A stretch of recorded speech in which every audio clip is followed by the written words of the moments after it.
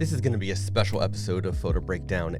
Photo Breakdown is a podcast where I talk with a photographer sharing the story of a specific photograph, technique, or business win. I'm your host, Scott Wyden Kivowitz, and this is the Photo Breakdown. Let's break it down. I don't have a guest today. This is just me, your host, Scott Wyden Kivowitz, and I am talking about a photo that is from a series that I did years ago on my personal blog at scottwyden.com. And this photo is actually part of a series that I did for a client at the time. Now, this client went on to being one of my instructors. Here's what I mean.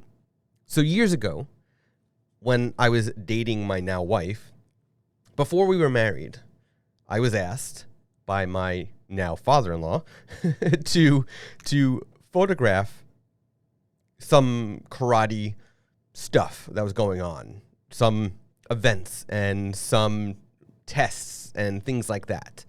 And over time, I got to know everybody in the karate school, the instructors, and they kept asking me, when am I going to join? When am I going to join? Now, at the time, I mentally was not ready for joining karate.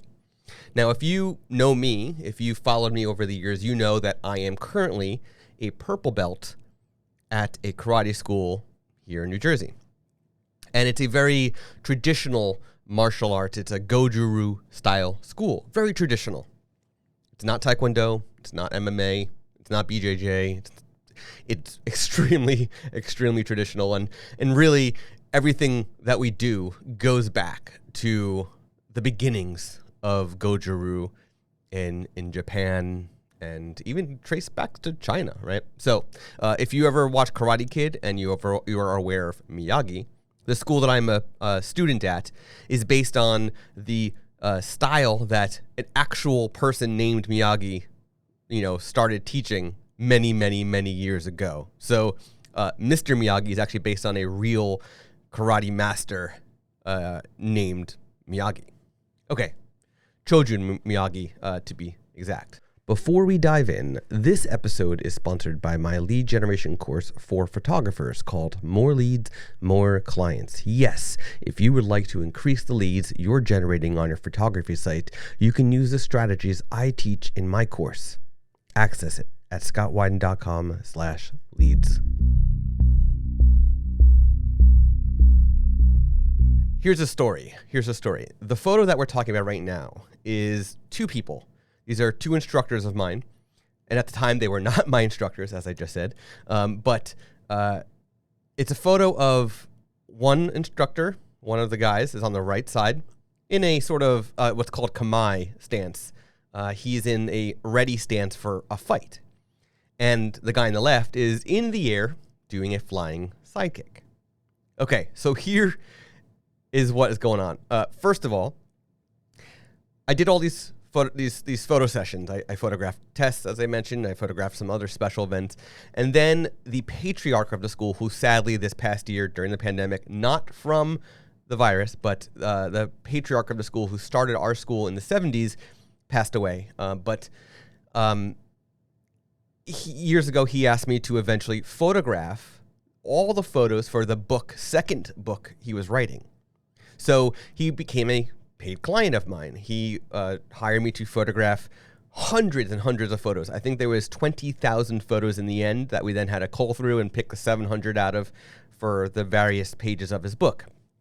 And so we did that. And this photo is actually one of those photos that wound up being in the book.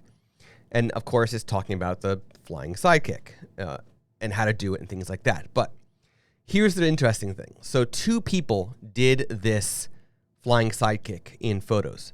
The person you see in this photo, he's a Renchi, is his rank. We actually call him by Renchi, and his last name. And Shion is actually on the right, and he's the one who owns our school now. And also Shion is another rank, and Shion is actually right above Renchi. So with that said, another instructor who goes by the rank of Kiyoshi, he was doing it, and he was unhappy with his stance. Now, I say stance but he's actually in the air. So he's not standing. He's not standing. So he was unhappy with how he looked, the stance in the air for his flying sidekick.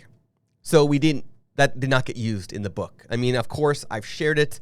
I've showed it to people. It's fantastic. If you don't know the intricacies of where your foot's supposed to be and how bent your knee is and where your fists are supposed to be and how your foot's supposed to be on an angle, if you don't know all that, it looks perfect.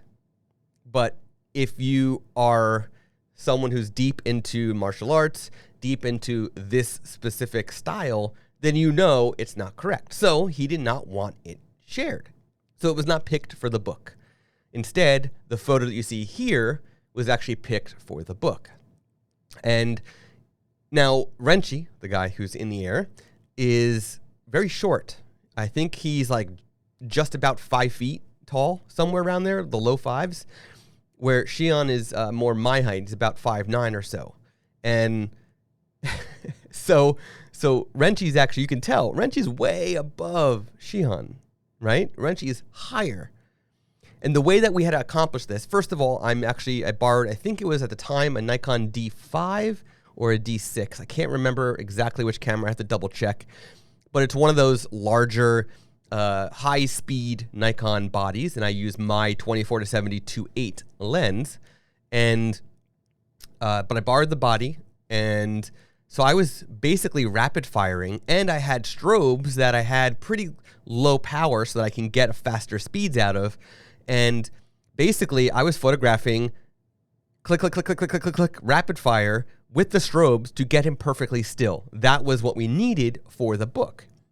So, and you can imagine 20,000 photos, give or take, all like this. A lot of strobes, a lot of frames. Sometimes they came out black because the strobe wasn't fast enough for the camera, but it was what it was. And I was tethered, by the way, 100% of the time tethered to a MacBook Pro. So, this photo came out. The way we did this is instead of him running towards Shihan and then jumping up and actually kicking him, which we didn't want anybody getting hurt. This was on a hard slab. We just throw down photo background and stuff like that. With background paper, Savage paper on the floor. Instead, we had him do sort of like a Superman jump and then get into the stance in the air. So he's not jumping and leaping towards Shihan. He's actually jumping straight up, getting into that stance in the air, and then landing back on his feet safely.